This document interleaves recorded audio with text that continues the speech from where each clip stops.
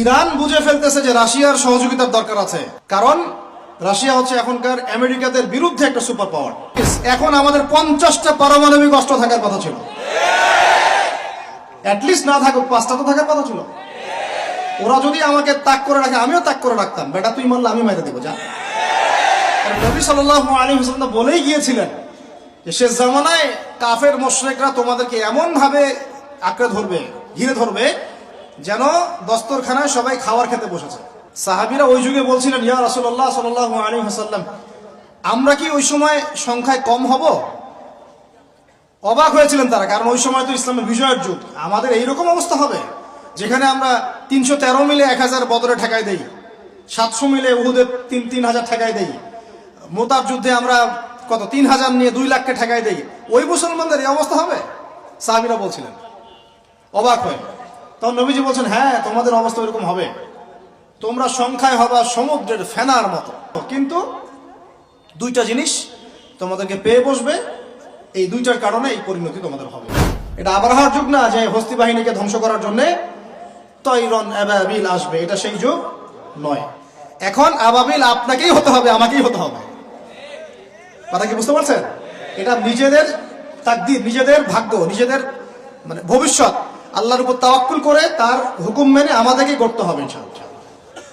পৃথিবীর সমস্ত জুলুম উঠে যাবে ইনশাআল্লাহ, কোন মাজলুমের অধিকার আর খর্বিত হবে না, প্রত্যেক মাজলুম তার অধিকার ফিরে পাবে ইনশাআল্লাহ। একটা বাচ্চার রক্তের প্রতিশোধ আমরা নিব ইনশাআল্লাহ, একটা বোনের ইজ্জতের বদলা আমরা নিব ইনশাআল্লাহ, একটা ভাই যাদেরকে অন্যায়ভাবে হত্যা করা হয়েছে এদের রক্তের বদলা আমরা নিবই নিব ইনশাআল্লাহ। আমরা বেঁচে না থাকলে আমার সন্তান নিবে ইনশাআল্লাহ, ও বেঁচে না থাকলে তার সন্তান নিবে ইনশাআল্লাহ। আমরা কিছু ভুলি নাই, ভুলে যাবও না ইনশাআল্লাহ। এই দুনিয়া ততদিন পর্যন্ত ফানা হবে না যতদিন এই দৃশ্য বিশ্ববাসী না দেখছে ইনশাআল্লাহ। তোমাদের যা করার আছে করো, যা ইচ্ছা করতে থাকো।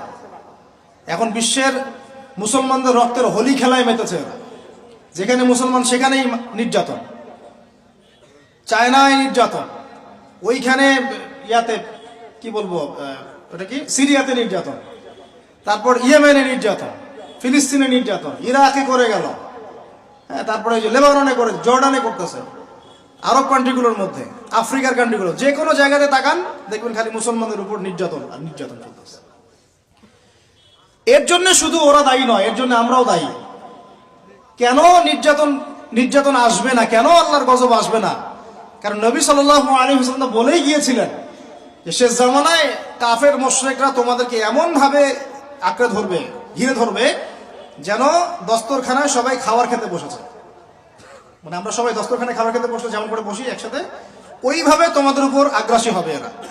সাহাবীরা ওই যুগে বলছিলেন, ইয়া রাসূলুল্লাহ সাল্লাল্লাহু আলাইহি ওয়াসাল্লাম, আমরা কি ওই সময় সংখ্যায় কম হব? অবাক হয়েছিলেন তারা, কারণ ওই সময় তো ইসলামের বিজয়ের যুগ। আমাদের এইরকম অবস্থা হবে যেখানে আমরা 313 মিলে 1000 বদরে ঠেকাই দেই, 700 মিলে উহুদে 3000 ঠেকাই দেই, মোতার যুদ্ধে আমরা কত 3000 নিয়ে 2 লাখকে ঠেকাই দেই, ওই মুসলমানদের এই অবস্থা হবে? সাহাবীরা বলছিলেন অবাক হয়ে। তখন নবীজি বলছেন, হ্যাঁ তোমাদের অবস্থা এরকম হবে, তোমরা সংখ্যায় হবা সমুদ্রের ফেনার মতো। সমুদ্রের, দেখতে পারতেছেন এখন খালি নাম কাও আসতে মুসলিম বাড়তেই আছে, সমুদ্রের ফেনার মতো, কিন্তু 2টা জিনিস তোমাদেরকে পেয়ে বসবে, এই 2টার কারণে এই পরিণতি তোমাদের হবে। এক নাম্বার হচ্ছে তোমাদের মধ্যে দুনিয়ার মহব্বত তোমাদেরকে পেয়ে বসবে, আর একটা আল ওয়াহান তোমাদেরকে ধরে ফেলবে। সাহাবীরা বলছেন, ওয়াহান কি? নবীজি বলছেন, তোমরা আল্লাহর পথে জীবন দিতে চাইবে না, এই ভয়, আল্লাহর পথে জীবন দেওয়ার ভয় তোমাদেরকে পেয়ে বসবে। এই 2টা যখন তোমাদেরকে পেয়ে বসবে, তখন এই কাফের মুশরিক মুনাফিক যারা আছে সবাই মিলে তোমাদেরকে একটা কচু কাটা করে ফেলবে। হয় না এখন? এটা শুধু এই যুগে না, প্রত্যেক যুগে যুগে যখনই মুসলমানদের উপর এই 2টা এসেছে তখনই মুসলমানরা আক্রমণের শিকার হয়েছে। কখনো তাতারিদের হাতে, হ্যাঁ, ওই চেঙ্গিস খানের বংশধর মনে আছে, মঙ্গলরা, ওরা এসে মুসলমানদেরকে একদম কেটে ফেলে দিয়েছিল। কতদিন, 40 দিনের মধ্যে বাগদাদে ওরা মনে হয় প্রায় 10 থেকে 15 লক্ষ মানুষকে হত্যা করেছে, ওই তাতারিরা মুসলমানদেরকে, আব্বাসীয়দের সঙ্গে। এরকম হিস্ট্রি অনেক আছে। তারপরে যখন এই ফাতেমি সাম্রাজ্য চলছিল, তখন ক্রুসেডাররা এসে মুসলমানদেরকে হত্যা করেছে। তারপরে আবার করেছে জেঙ্গিদের সময়, আইয়ুবীদের সময়, এমনকি মোগল সাম্রাজ্য। এর আগেও যখন দুনিয়া প্রীতি আর ওয়াহান ঢুকে গিয়েছিল, তখন দেখা গেছে যে মুসলমানদের মধ্যেই মারামারি চলতেছে। হ্যাঁ, ওখান থেকে গিয়ে কর্ডোবা ইসলামী খেলাফত হয়েছে। এগুলি হিস্ট্রি পড়বেন, ইতিহাস নিয়ে ইনশাল্লাহ আরেকদিন কথা হবে।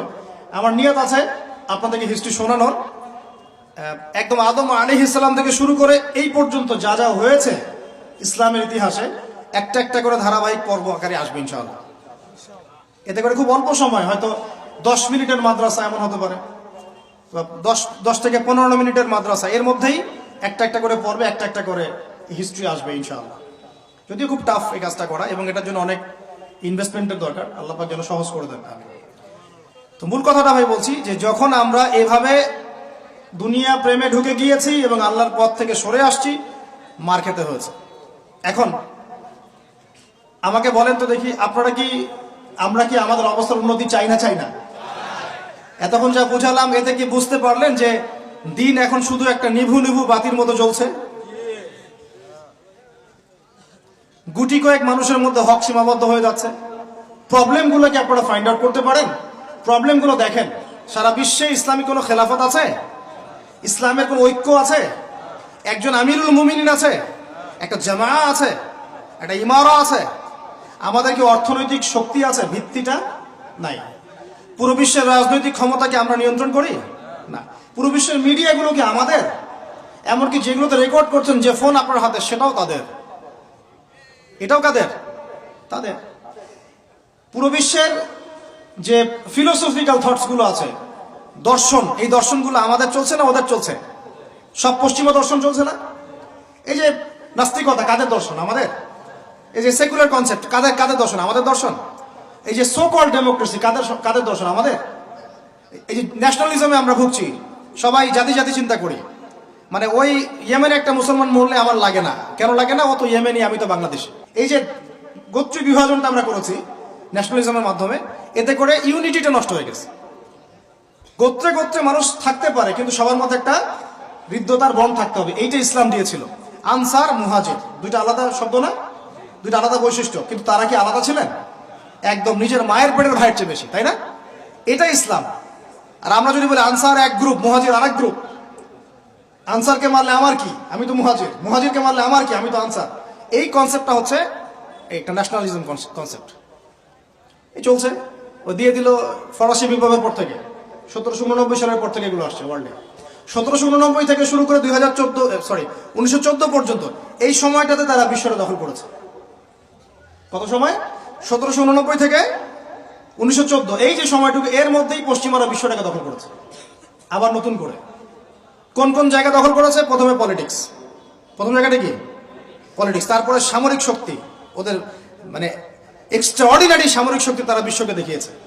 আপনি যত কথা বলেন, একদম পারমাণবিক বোম রেখে দিব তাক করে, আর বেটা তুই কথা বলতে পারবি না, এরকম একটা অবস্থা। বিশ্বাস করেন ব্যাপারটা এরকম। পুরো জাতি নিয়ে আপনি একটা ঐক্যবদ্ধ শক্তি করতে চান, একটা মিসাইল, পারমাণবিক মিসাইল এরকম রেখে দিবে, এই বাড়াবাড়ি করো না বেশি, একদম দিব লঞ্চ করে, ব্যাস আপনি চুপ, একদম চুপ। কারণ ওইটা প্রতিহত করার তো আমার কাছে ওই নাই, ক্ষেপণাস্ত্র প্রতিরক্ষা সিস্টেম তো নাই। এখন আমি যদি বলি, আমার কথা কি মন খারাপ করবেন? আমি যদি বলি যে বিগত 50 বছরে আমাদের দেশ স্বাধীন হয়েছে কবে বলেন? 71, এখন কত? 23, কত বছর বলেন? আমরা কি একটাও ক্ষেপণাস্ত্র তৈরি করতে পারলাম না? এই বিশ্বে এই ধরনের প্রযুক্তি ছাড়া কেউ টিকে থাকতে পারে? এটা কি ঢাল তলোয়ারের যুগ, যে ওরা এগুলো বানাবে আর আমরা ঢাল তলোয়ার নিয়ে বসে থাকবো? কি করলাম আমরা বলেন? আপনারা তো রাগ করেন কথা বললে, রাগ না করে একটু ভালো করে মন দিয়ে শুনেন না, মন দিয়ে চিন্তা করেন না। কি করলাম আমরা এতদিনে? আমাদের 50টা ক্ষেপণাস্ত্র থাকার কথা ছিল, আমাদের 50টা পারমাণবিক অস্ত্র থাকার কথা ছিল।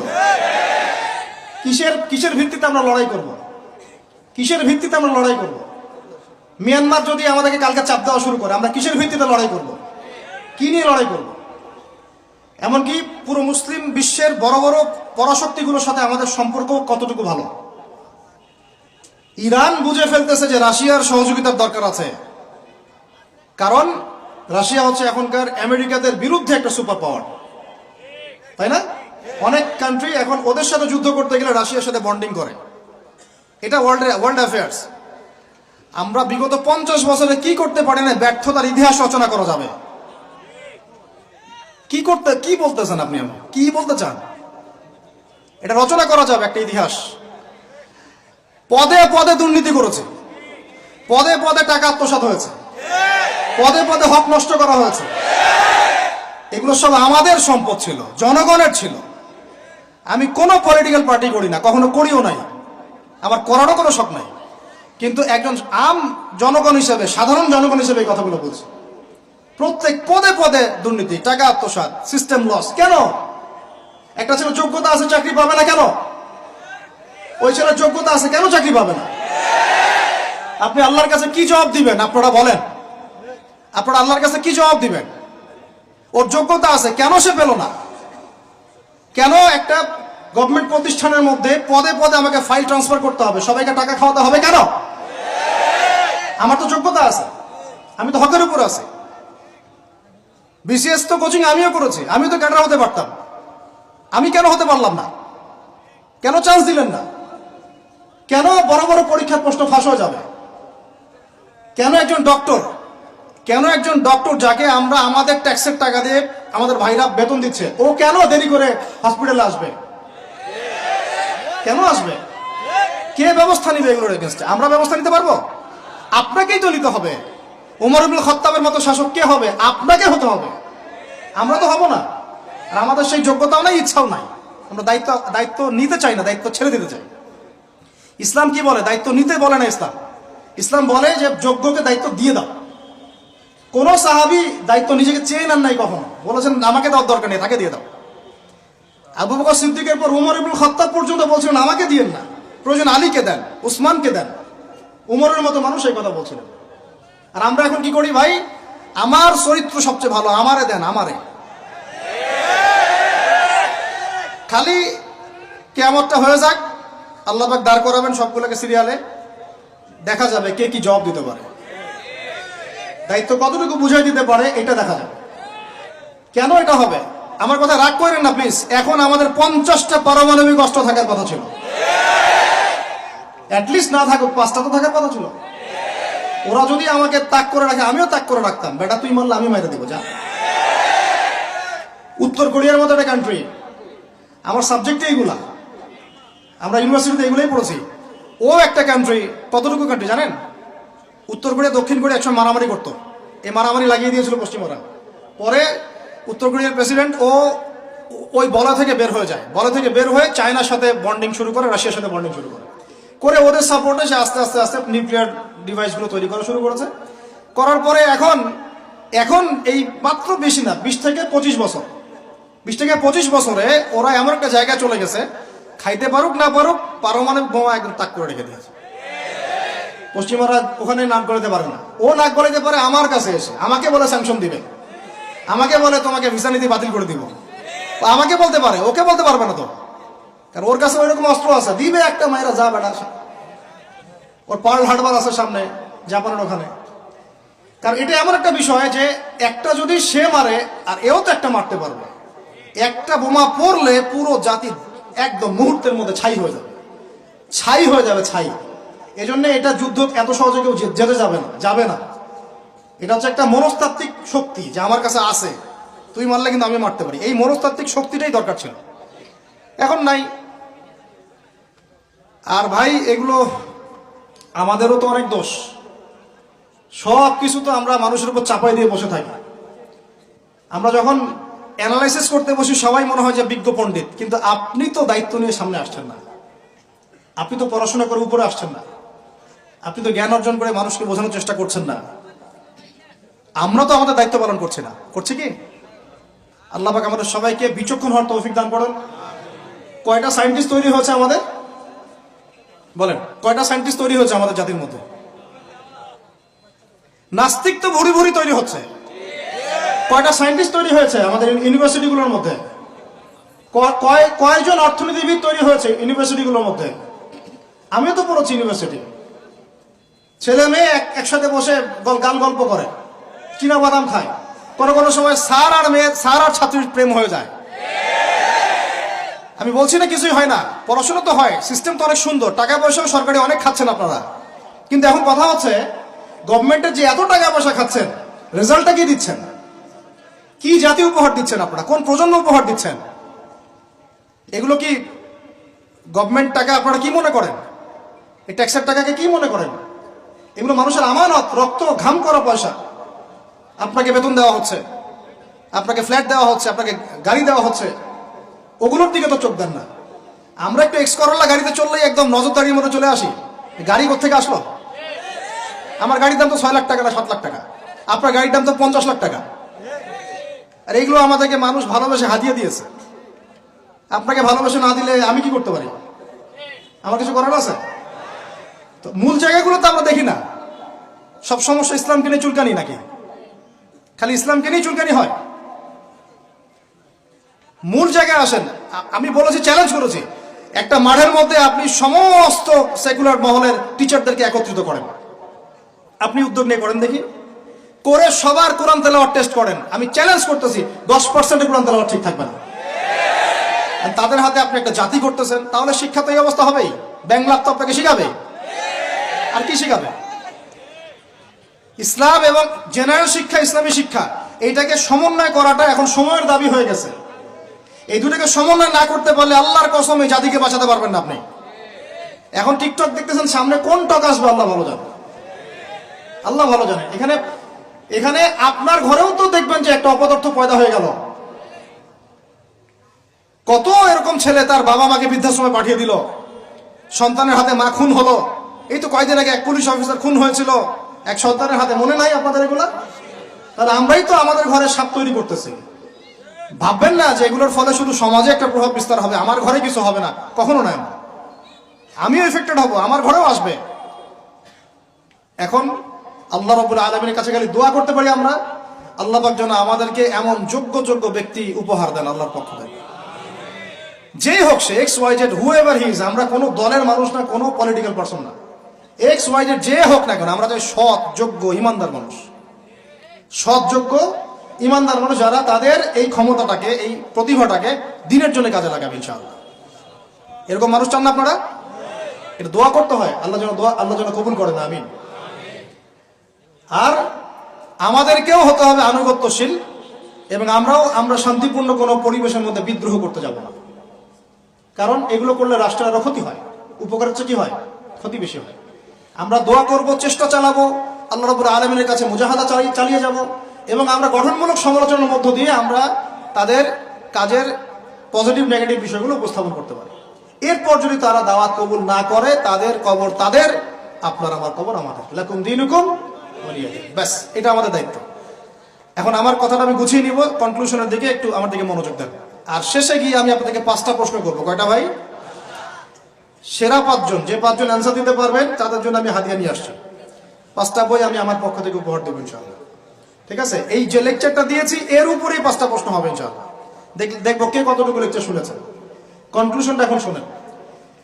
পুরো বিশ্বের প্রেক্ষাপটটা এখন আমাদের অনুকূলে না। আমার সাথে বলেন তো, কি বললাম? পুরো বিশ্বের প্রেক্ষাপটটা আমাদের অনুকূলে না।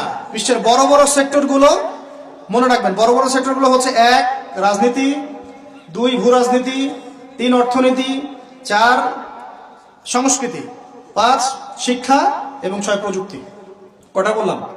6। এই প্রতিটা বিষয় এখন আমরা নিয়ন্ত্রণ করি না, এটাই বাস্তব, এটাই সত্য। কারা নিয়ন্ত্রণ করে? ইসলামের দুশমনরা করে, ইসলামের দুশমনরা করে। তো এরা হচ্ছে এই বিষয়গুলো নিয়ন্ত্রণ করে, প্রতিটা বিষয়, প্রত্যেকটা বিষয়, ব্যাংকিং সিস্টেম থেকে শুরু করে পলিটিক্যাল অ্যাফেয়ার্স, এভরিথিং। আমাদের হাতে কিছু নাই, কিন্তু আমরা বললাম যে ফিউচারে ঈসা আলাইহিস সালাম আসবেন এবং এটা কায়েম করবেন। এই তো কনক্লুশন। তাহলে মাঝখানে যে সময়টা বাকি আছে, এই সময়টাতে কাদের হাতে বা কোন বৈশিষ্ট্য ধারণ করতে পারলে আমাদের হাতে ওই বিজয়টা হবে? এই তো প্রশ্ন, না? এই না বিষয়টা? লাস্ট 100 বছর থেকে ওরা এই মিশনে হাঁটতে হাঁটতে হাঁটতে মোটামুটি এখন 70-80% জায়গায় কিন্তু দখল করে ফেলেছে, ফেলে নাই? ওইটা আরেকটা ইস্যু। এখন মূল কথায় আসেন। তাহলে আমরা ফিউচারটাও জানি, বর্তমানটাও বুঝতে পারছি। মাঝখানে একটা প্রজন্ম দরকার। আমরা যদি আল্লাহর কবুলিয়ত পাই, হয়তো আমরা যদি এই সময়টা পেয়ে যাই, যদি আমরা না পাই আমাদের ফিউচার জেনারেশন, যদি তারা না পায় তাদের ফিউচার জেনারেশন, এভাবে হয়তো চলতে থাকবে। কখন সেই প্রজন্ম আসবে আর কোন বৈশিষ্ট্য তাদের থাকবে, এর আগে আমি জাস্ট আপনাদেরকে দুইটা আয়াত শোনাচ্ছি। এক, আল্লাহ পাক বলছেন ইন তানসুরুল্লাহ ইয়ানসুরকুম, সূরা মুহাম্মাদে আছে, তোমরা যদি আল্লাহকে সাহায্য করো আল্লাহ তোমাদেরকে সাহায্য করবে। আমার সাথে বলেন, তোমরা যদি আল্লাহকে সাহায্য করো আল্লাহ তোমাদেরকে সাহায্য করবে। মানে আল্লাহর কি সাহায্যের দরকার আছে? তোমরা আল্লাহকে সাহায্য করো বলতে তোমরা যদি আল্লাহর দ্বীনকে সাহায্য করো, তোমরা যদি আল্লাহর দ্বীনকে সাহায্য করো আল্লাহ তোমাদেরকে সাহায্য করবেন। ওয়া ইউসাব্বিত আকদামাকুম, তোমাদের পা আল্লাহ পাক শক্ত করে দিবেন ইনশাআল্লাহ। একটা। দুই নাম্বার, ইন্নাল্লাহা লা ইউগাইয়িরু মা বিকওমিন হাত্তা ইউগাইয়িরু মা বিআনফুসিহিম, আল্লাহ পাক কোন কওমের কোন জাতির অবস্থা ততক্ষণ পর্যন্ত পরিবর্তন করেন না, সংশোধন করেন না, যতক্ষণ তারা নিজেরাই নিজেদের অবস্থা পরিবর্তনের চেষ্টা না করে। আয়াত তো পরিষ্কার। এখন তৈরন আবাবিল আসবে না, এসে ইসরায়েলে হামলা করবে না, পাথর নিক্ষেপ করবে না, এটা সেই যুগ না। এটা আবরাহার যুগ না যে হস্তি বাহিনীকে ধ্বংস করার জন্য তৈরন আবাবিল আসবে, এটা সেই যুগ নয়। এখন আবাবিল আপনাকেই হতে হবে, আমাকেই হতে হবে। কথা কি বুঝতে পারছেন?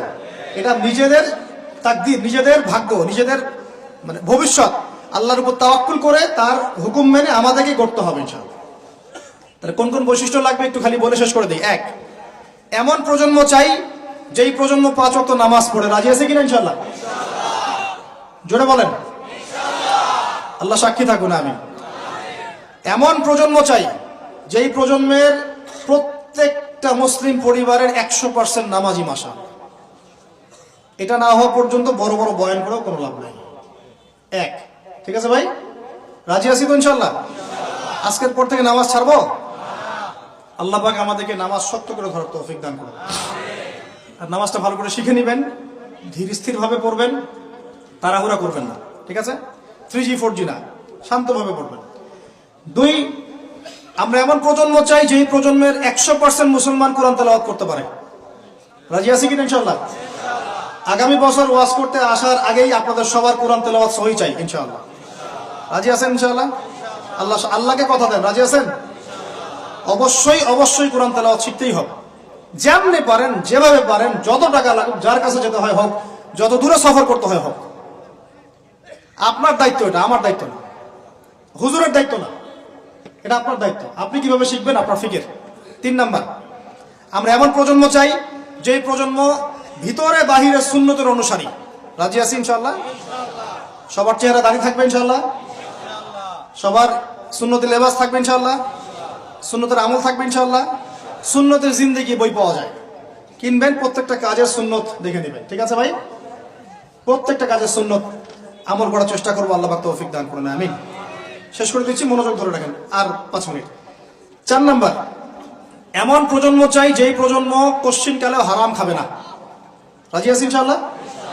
হারাম খাবো? সুদ খাবো? ঘুষ খাবো? দুর্নীতি করব? মানুষের সম্পদ আত্মসাৎ করব? অন্যায়ভাবে আমরা মানুষকে ঠকাবো?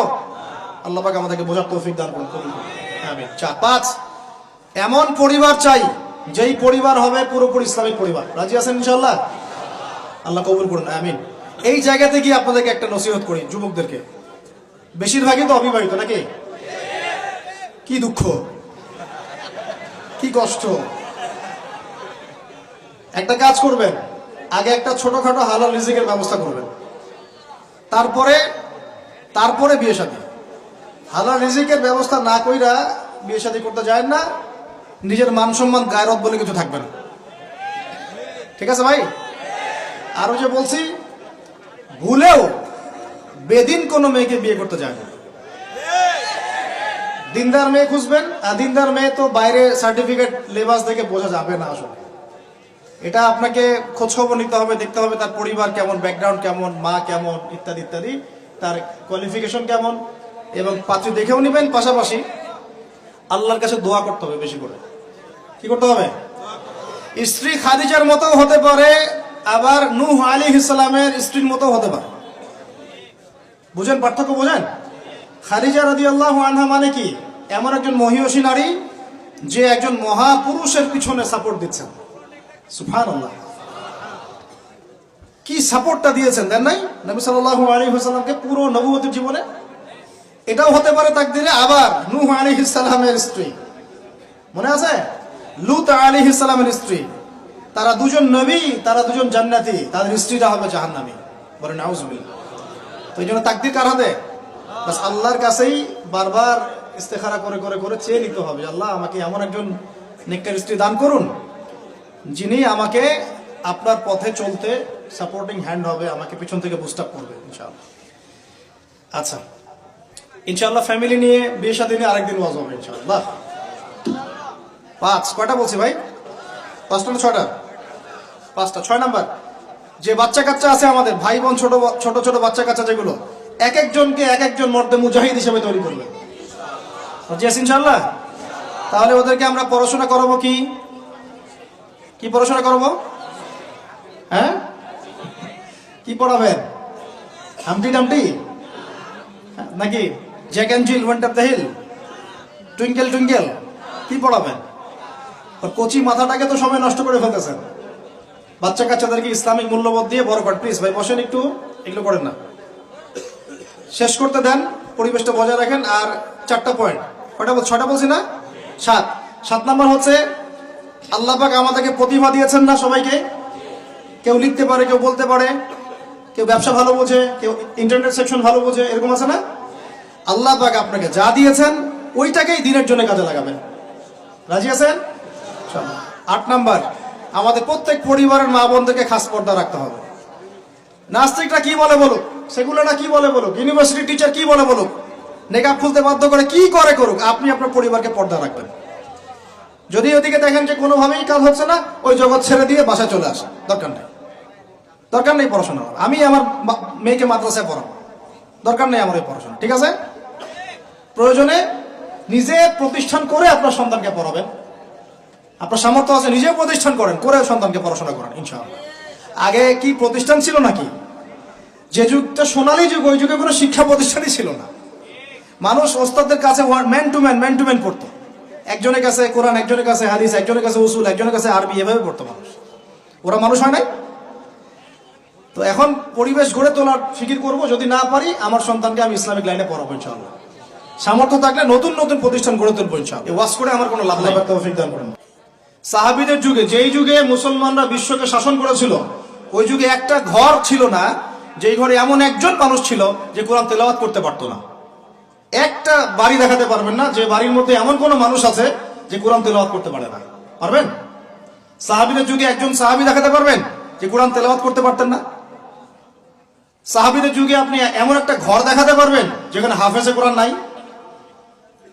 সাহাবীদের যুগে আপনি দেখান, আমাকে দেখান, একটা বাড়ি দেখান যেখানে দ্বীনি ইলমের গভীরতা নাই এমন মানুষ আছে? পাবেন? ওই যুগে আমরা বিশ্বকে শাসন করেছিলাম। আর এখন ওই যে বললাম, যদি বলি কোরআনের জন্য কে কে জীবন দিতে চান, সবাই হাত উঠাবে।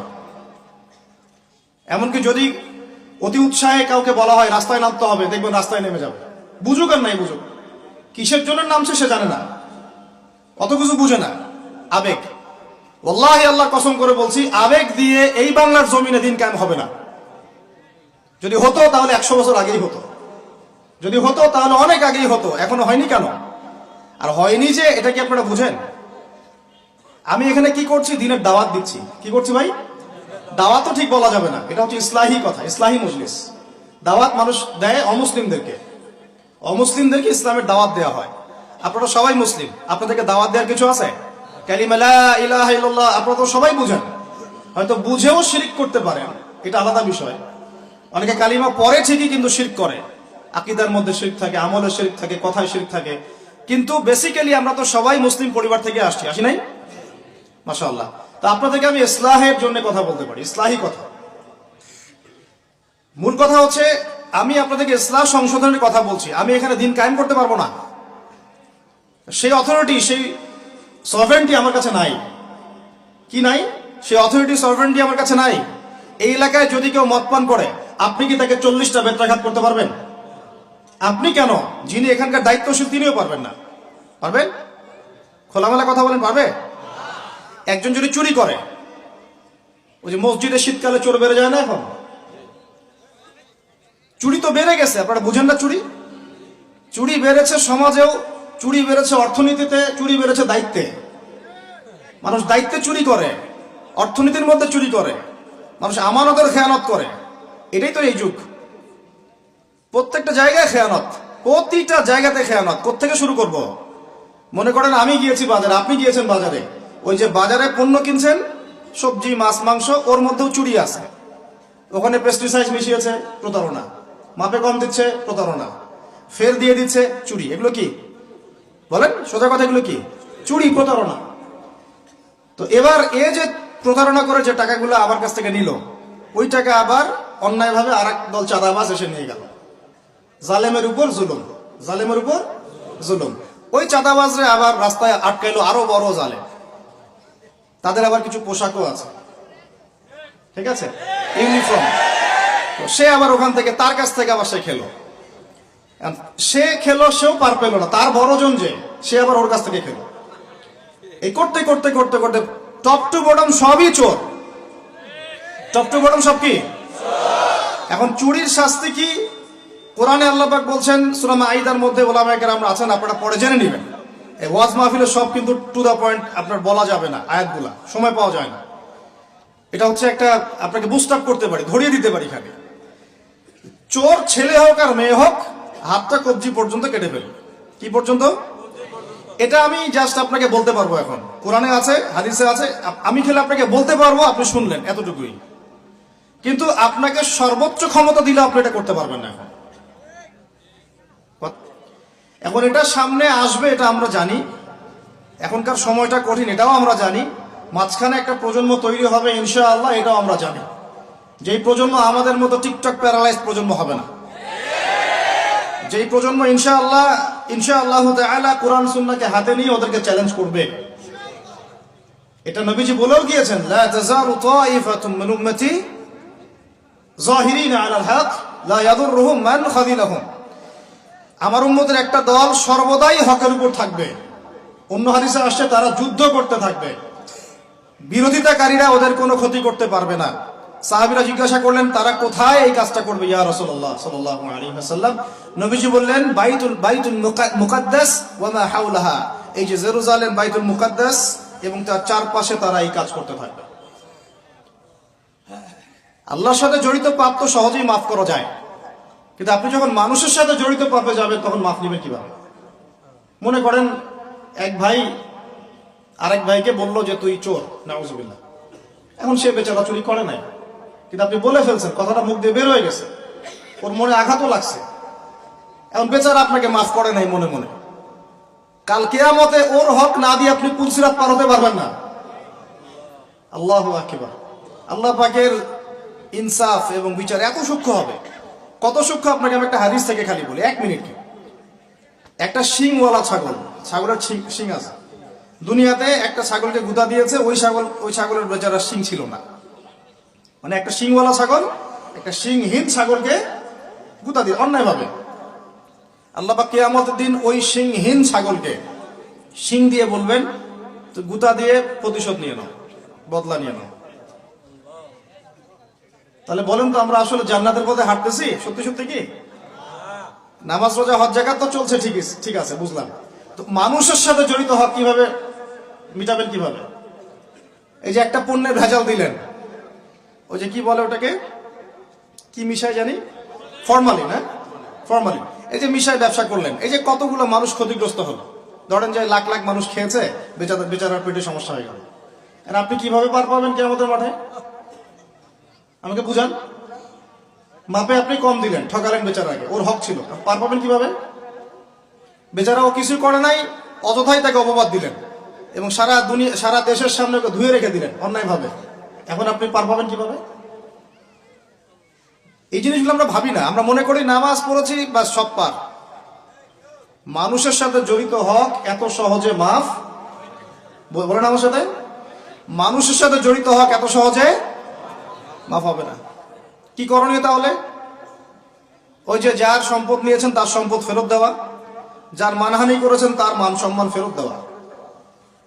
এখন যে মেয়েটার মান সম্মান হানি করে ফেললেন, যে মেয়েটার ইজ্জত নিয়ে নিলেন, এখন কি হবে? কেমন করে ফেরত দিবেন? কিভাবে ফেরত দিবেন? যাকে ধর্ষণ করলেন, যাকে মিথ্যা অপবাদ দিলেন, যার সাথে জেনা করে ফেললেন, ভাবা উচিত না এগুলো? মনে রাখবেন, বড় বড় পরহেজগার, দুনিয়াতে যাদেরকে খুব বড় বড় পরহেজগার মনে হচ্ছে, এমন অনেক মানুষ আল্লাহ না করুক কালকে আমাদের মাঠে জাহান্নামে যাবে। এই জন্য আমরা বলি যে ভাই, আমাদেরকে নিয়ে আমরা তো কিছুই না, আমরা তো ডাস্টবিনের আবর্জনাও না। যে যুগ চলে গেছে ইসলামদের, ওই যুগের তুলনায় কোরআনে যা পড়ি আর হাদিসে যা দেখি আর সিরাতে যা বুঝি, এর তুলনায় আমরা ডাস্টবিনের আবর্জনাও না। তাদেরকে নিয়ে আপনারা এত আইওয়াশ শোডাউন কেন করতে যান? কি মনে করেন সবচাইতে গুনাহগার মানুষ হয়তো এখানে আমি আপনাদের মধ্যে? কোনো দরকার নাই শোডাউন করার। মূল কথাটা আবার ওদিকে চলে যাচ্ছে। মূল কথাটা হচ্ছে, এখানে একটা পয়েন্ট মনে রাখবেন, মানুষের সাথে জড়িত হক এই দুনিয়াতে আদায় করতে হবে। ঠিক আছে ভাই? এটা লজ্জার কিছু নাই। অন্যায়ভাবে গালি দিলে বলবেন যে ভাই আমার ভুল হয়ে গেছিল, আপনাকে গালি দিয়ে ফেলছিলাম, আমাকে মাফ করে দেন। টাকা নিয়েছেন কারো, ফেরত দেন নাই, দিয়ে দেন সামর্থ্য থাকলে। ওকে না পেলে কি করবেন? তার পরিবারকে দিবেন। তার পরিবারকেও পান নাই, বেচারা নাই পৃথিবীতে, তাহলে তার পক্ষ থেকে সৎকার করে দিবেন। ঠিক আছে? এখন তাহলে যাদের সাথে অন্যায় করে ফেলেছেন বিয়ে শাদী করে ফেলতে হবে নাকি? এছাড়া তো কোনো গতি দেখতেছি না। সম্মানের হক সম্মান দিয়ে আদায় করতে হবে নাকি? যদি সুযোগ থাকে, সুযোগ না থাকলে ওদিকে যাওয়ার দরকার নাই, না হলে শয়তান আবার ওদিকে ধোকা দিবে। শয়তান আরেকটা ধোকা দিবে নেক্সট শুরুতে, ওদিকে যাওয়ার দরকার নেই। তওবা ইস্তেগফার করে ফিরে আসেন, আল্লাহ পাক তৌফিক দান করুন। আর যারা ব্যবসা করতে গিয়ে মানুষকে মাপে কম দিচ্ছেন, মানুষকে হারাম খাওয়াচ্ছেন, বলছেন টাটকা জিনিস কালকে রান্না করছে হুজুর, 3 দিন আগের বাসি তরকারি খাওয়াই দিল, একটা কি খাবেন এটা নিয়ে কথা বলতে গেলে তো আরো 2 ঘন্টা চলে যাবে। খাবেন কি? সবকিছুর মধ্যে ভেজাল দিয়ে রেখে দিচ্ছে। একটা সবজি খাবেন তার মধ্যে ভেজাল দিচ্ছে, মাছ খাবেন তার মধ্যে ভেজাল দিচ্ছে, একটা কুরবানির গরু কিনবেন তার মধ্যে গরু মোটা তাজাকরণ করে মোটা ফুলাই দিচ্ছে। খাবেন কি? দুধ খাবেন? মুসলমানের দোকানে খাঁটি দুধ পাওয়া যায় না, হিন্দুর দোকানে যাওয়া লাগতেছে। এই হচ্ছে অবস্থা আমাদের। দিন কায়েমের কথা আমরা যে বলি না, আমাদের তো নিজের ভিতরেই দিন কায়েম হয় নাই এখন। আমাদের নিজের আত্মার ভিতরে এখনো দিন কায়েম হয় নাই। সত্যি কথা এটাই। যাদের মধ্যে হয়েছে কোটি কয়েক মানুষ, তাদের সংখ্যা নিতান্তই নগণ্য, নিতান্তই কম। আল্লাহওয়ালা মানুষ যারা বাংলার মাটিতে আনাচে কানাচে আছেন, তাদের সংখ্যা নিতান্তই কম। ম্যাক্সিমাম আমরা নিজের 3.5 হাত দেহের উপরেই দিন কায়েম করতে পারি। আল্লাহ পাক আমাদেরকে কথাগুলো বোঝার তৌফিক দান করুন। এখন যেখান থেকে আসলাম দেখেন, ওরা ঈসা আলাইহিস সালামকে হত্যা করেছে না করে নাই? করে নাই। আল্লাহ পাক উঠিয়ে নিয়েছেন। কেন? আল্লাহ পাক তাকে আবারও ফেরত পাঠাবেন শেষ জামানায়। তিনি বাইতুল মুকাদ্দাস থেকে এই বিশ্বটাকে আবার শাসন করবেন ইনশাআল্লাহ। এটা একটু বোঝেন, আপনাদেরকে একটু বুঝাই।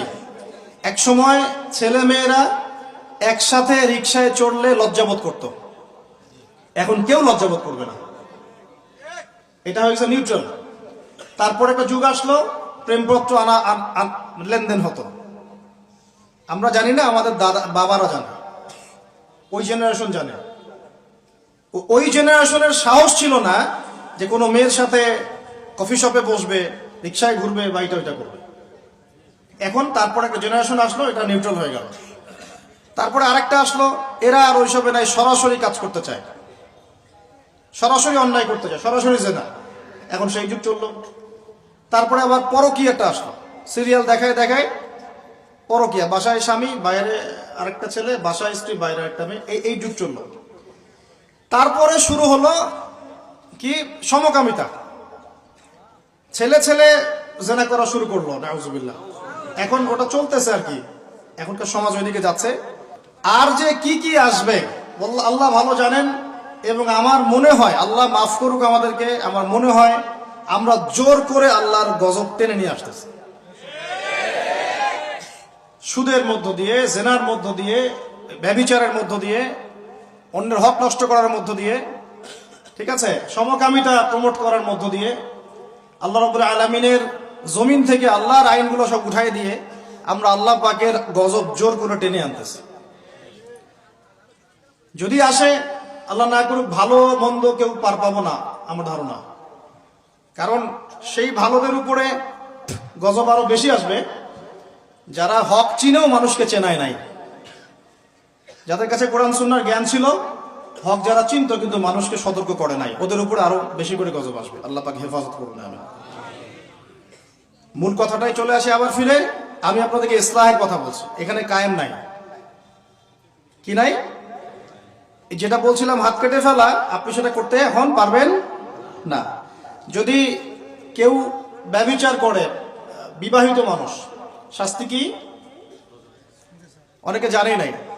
রজম করতে হয়। কি করতে হয়? মাটিতে অর্ধেক কোমর পর্যন্ত পুঁতে ফেলে পাথর নিক্ষেপ করে হত্যা করবে এবং একদল মানুষ তা দেখবে। একদল মানুষ যে দেখবে, শাস্তি অবলোকন করা, এটা ইসলাম কোরআনে নতুন করে নাজিল করে নাই। প্রাচীন গ্রিক দর্শনগুলো পড়ে দেখবেন, ওই অ্যারিস্টটলদের যুগ যেটা ছিল, ওই যুগেও শাস্তি সামাজিকভাবে দেওয়া হতো, সবাইকে দেখিয়ে দেওয়া হতো। এটা একটা ভালো ইম্প্যাক্ট পড়ে। কেমন ইম্প্যাক্ট পড়ে? যদি চোরের হাতটা কাটেন আর সবাই দেখে 10 জন, ওই 10 জন জীবনে কাজ করতে যাবে না। আল্লাহ পাক সেই বিধানটা রেখে দিয়েছেন। আর প্রাচীন গ্রিকের যে দর্শন, এটা বিকৃত, কিন্তু ওই সভ্যতার মধ্যেও তো আল্লাহ নবী এসেছিলেন, আসেন নাই? এমন কোন সভ্যতা নাই যার মধ্যে আল্লাহ পাক নবী পাঠান নাই। তাহলে এই হিন্দু ভাইরা নিঃসন্দেহে তাদের কাছেও কোনো না কোনো নবী আসছিল, তাদের শিক্ষা থেকে তারা হয়তো বের হয়ে গেছে। ইহুদিরা, ওদের কাছে নবী আসে নাই? আসছে, ওরা শিক্ষা থেকে বের হয়ে গেছে। খ্রিস্টানরা, তাদের কাছে নবী আসে নাই? এসেছে। চাইনিজ সভ্যতায়, ওখানেও হয়তো কোনো নবী এসেছে। আল্লাহ পাক বলেছেন ওয়ালিকুল্লি কওমিন হাদ, প্রত্যেকটা কওমের মধ্যে আমি নবী পাঠিয়েছি। প্রত্যেক কওমে, তার মানে এই সভ্যতা যতদিন থেকে ঘুরছে পৃথিবী, আদম আলাইহিস সালামের পর থেকে, কোন প্রত্যেকটা স্থানে, কালে, পাত্রে আল্লাহ রাব্বুল আলামিন নবী পাঠিয়েছে। তাদের মধ্যে কেউ ছিলেন নবী, কেউ ছিলেন রাসূল। এই তো, তার মানে সবার কিন্তু একটা মৌলিক শিক্ষায় মিল থাকবে। এই জন্য মানুষের ফিতরতগত একটা মৌলিক শিক্ষা ভিতর থেকে চলে আসে যে আল্লাহ ছাড়া কোনো ইলাহ নাই। এটা কিন্তু সবাই বিশ্বাস করে একজন উপরওয়ালা আছে। দেখবেন সবাই বিশ্বাস করে, সব ধর্মের লোকই বলে যে উপরওয়ালা একজন আছে। আপনি তার ক্ষতি করলে বলবে যে উপরওয়ালা দেখবে, আল্লাহ না বললেও বলবে কি উপরওয়ালা দেখবে। তো মূল কথাটা হচ্ছে যে এই যে শাস্তি দেওয়ার বিধান, এটা আল্লাহ পাক নতুন করে এখানে নাজিল করেন নাই। প্রকাশ্য শাস্তির বিধানটা আগেও ছিল এই বিশ্বের মধ্যে, প্রাচীন গ্রিক রোমান সভ্যতার মধ্যে এটা ছিল। এই বিধান যদি সবাই দেখে তাহলে কি পাপ বাড়বে? হত্যাকাণ্ড বাড়বে না কমবে? এখন আমাকে বলেন তো, বর্তমান প্রচলিত যে বিষয়গুলো চলছে পুরো বিশ্বে, আমি বাংলাদেশ নিয়ে কথা বলি না খুব একটা, কারণ আমাদের চিন্তা বিশ্ব নিয়ে। কি নিয়ে? আল্লাহ পাকের, আমার এটা কি ভৈরব না? আল্লাহ পাকের ভৈরবের কোনো পরোয়া নাই তো। আল্লাহ পাকের ঢাকার কোনো পরোয়া নাই, আল্লাহ পাকের বাংলাদেশের কোনো পরোয়া নাই, আল্লাহ পাকের পাকিস্তানের কোনো পরোয়া নাই। আল্লাহ রাব্বুল আলামিনের কোন দেশের মানুষের উপর আল্লাহ পাকের কোনো পরোয়া নাই। আল্লাহ সুবহানাহু ওয়া তাআলা চাইলে ইসলাম ইয়েমেনে কায়েম করতে পারেন, সিরিয়াতে করতে পারেন, অস্ট্রেলিয়ায় করতে পারেন, ওই আমেরিকায় করতে পারেন, রাশিয়াতেও করতে পারেন। কার খাতে ক্ষমতা? আল্লাহ পাকের কোনো পরোয়া নাই আমাদের। আমরা যদি আমাদের কাজ ঠিকঠাক মতো করি, আমরা সফল হব। যদি না করি, আমাদের লস, আল্লাহ রাব্বুল আলামিনের লস বলতে কিছু নাই। আছে? আল্লাহ পাকের কিচ্ছু যায় আসে না, আমরা জাস্ট একটা সুযোগ পেয়েছি মাত্র। আপনি সেজদা করেন বা না করেন। একজন আলেম আমাকে বলেছিলেন, ওনার কাছে দার্স নিচ্ছিলাম, উনি বলছিলেন যে এই যে রাস্তার মধ্যে আমরা যখন হাঁটি, একটা পোকা পড়ে আছে, ধরেন একটা ফল পড়ে আছে, ফলের মধ্যে পোকা ধরে গেছে। বাজার করতে গিয়েছেন, একটা ফল দেখছেন, ওর মধ্যে পোকা পড়ে গেছে। এমনকি আমরা ওয়াশরুমে যাই, ওয়াশরুম যদি মাইক্রোস্কোপ দিয়ে দেখেন ব্যাকটেরিয়া আছে না নাই? আছে না? ওরা পর্যন্ত আল্লাহর তাসবিহ পাঠ করে, সুবহানাল্লাহ।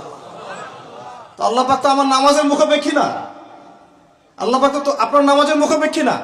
আপনি পড়ছেন না, আপনি হতভাগা। এই আসমান জমিনে সবাই আল্লাহর তাসবিহ পাঠ করছে। আমার আল্লাহ এত বড়, আমাদের আল্লাহ এত বড়, এত মহান, পুরো মহাবিশ্বের সমস্ত সৃষ্টি আল্লাহর তাসবিহ পাঠ করছে। আমরা না করলে কি যায় আসে? আমরা তাসবিহ তাহলিল না করলে, কোরআন তেলাওয়াত না করলে, সালাত না পড়লে, তাহাজ্জুদ গোজার না হলে, হালাল না খাইলে আল্লাহ পাকে কিছু যায় আসে না? যায় আসে? এটাই যদি ফিল করেন তাহলে ইনশাআল্লাহ আপনি মাথাটা নত করে আল্লাহর কাছে ফিরে আসবেন।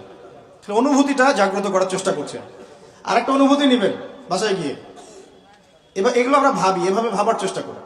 এই যে আমরা এখানে বসে আছি, ধরেন 5000 মানুষ, কথার কথা, মনে করেন আমরা কেউই দুনিয়াতে নাই।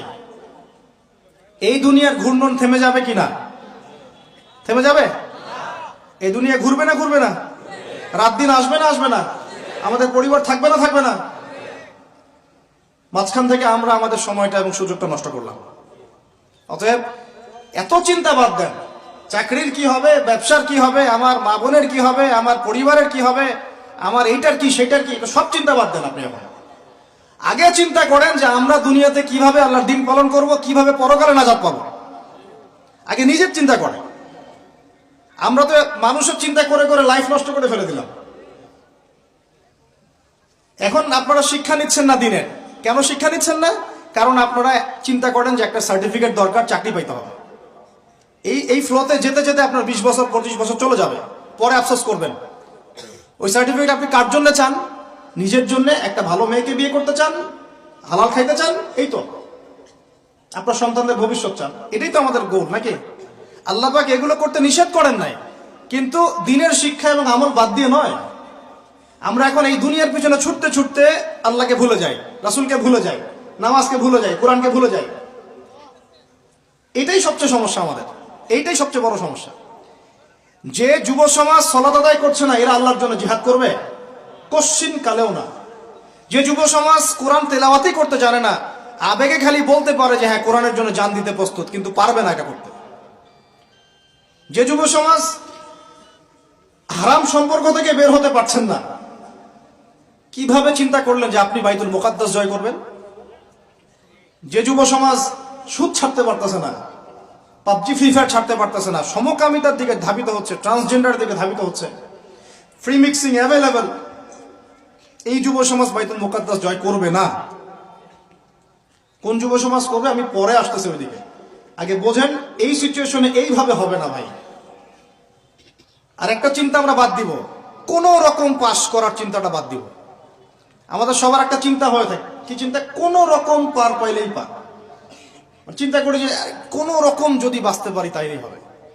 সাহাবায়ে কেরাম এইভাবে চিন্তা করতেন না, তাবেঈন ইসলাম এইভাবে চিন্তা করতেন না, তাবেঈন, চার ইমাম, আমাদের খোলাফায়ে রাশিদিন, আইম্মাতুল মুজতাহিদ, তারা এইভাবে চিন্তা করতেন না। তারা চিন্তা করতেন আমি মানে নর্মাল মুসলিম হব না, আমি এক্সট্রা অর্ডিনারি মুসলিম হব, একটা নর্মাল মুসলিম।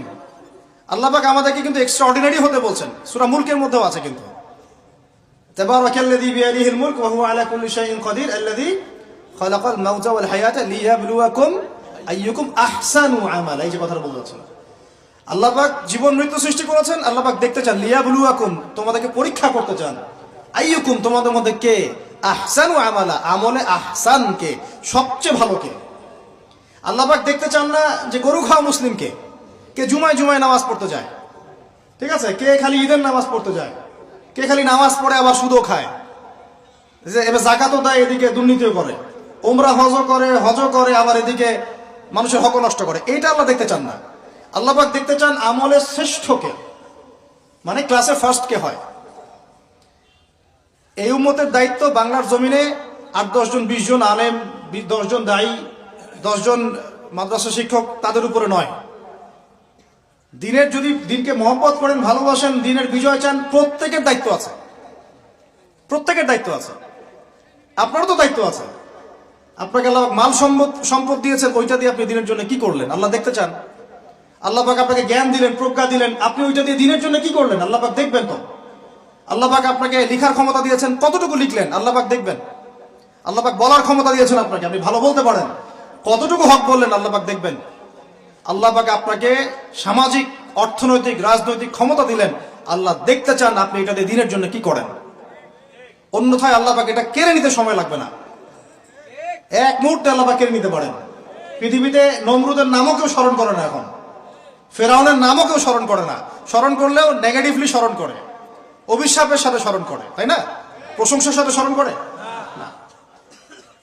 কত শত সম্প্রদায় আল্লাহ পাক বলেছেন ওয়ালাকাদ আহলাকনা ক্বাবলাহুম মিনাল কুরুন, কত সম্প্রদায় আমি ধ্বংস করে দিয়েছি তোমাদের আগে। কত সম্প্রদায় ছিল, লক্ষ লক্ষ কোটি কোটি সম্প্রদায়কে আমি ধ্বংস করে দিয়েছি তোমাদের আগে। নাই, তাদের শব্দও কি তোমরা শুনতে পাও? শব্দও শুনতে পাও না। তারা চিৎকার করছে বারজাখের জগতে আযাব থেকে বাঁচার জন্য, আমরা শুনতেও পাই না। তারা বলছে একটা কি জানি, রব্বানা আবসারনা ওয়া সামি'না ফারজি'না না'মাল সালিহান ইন্না মুকিনুন। তারাই কথা বলছে এখন, রব্বানা, হে আমাদের রব, আবসারনা, আমরা দেখেছি, মানে পরকাল আমরা দেখা হয়ে গেছে, এখন আমরা দেখেছি। কোন চোখ দিয়ে? দুই চোখ দিয়ে দেখেছি আমরা। ওয়া সামি'না, শুনলাম, মানে যা আপনি বলেছেন আমরা শুনেছি, এখন শুনেছি, দেখেছি। ফারজি'না, আমাদেরকে একটু কাইন্ডলি ফিরায় দেন দুনিয়াতে।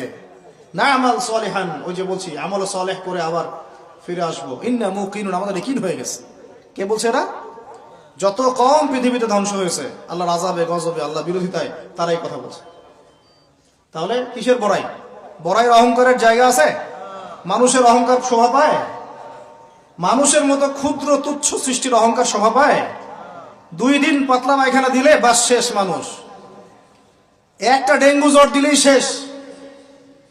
এই যে ঢাকার শহর বস্তুবাদী হয়ে যাচ্ছেন দিন দিন, পুরো পশ্চিমা আদলে এক ঝাঁকুনিতে 50 লাখ মানুষ মরতে পারে, এক ঝাঁকুনিতে, খালি 5, 6, 7 মাত্রার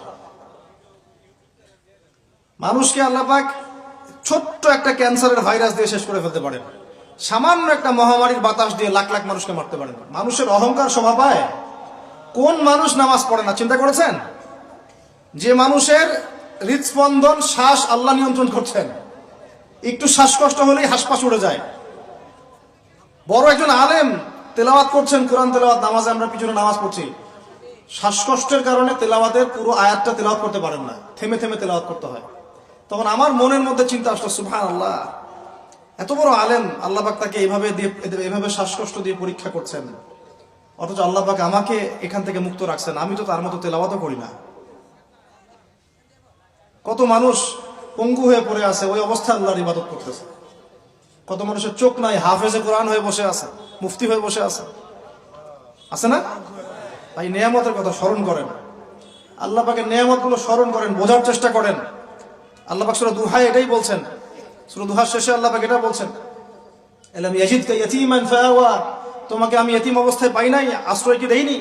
ওয়া ওয়াজাদাকা দাল্লান ফাহাদা ওয়া ওয়াজাদাকা আইলান ফাআগনা فأما اليتيم فلا تقهر وأما السائل فلا تنهر وأما بنعمة ربك فحدث।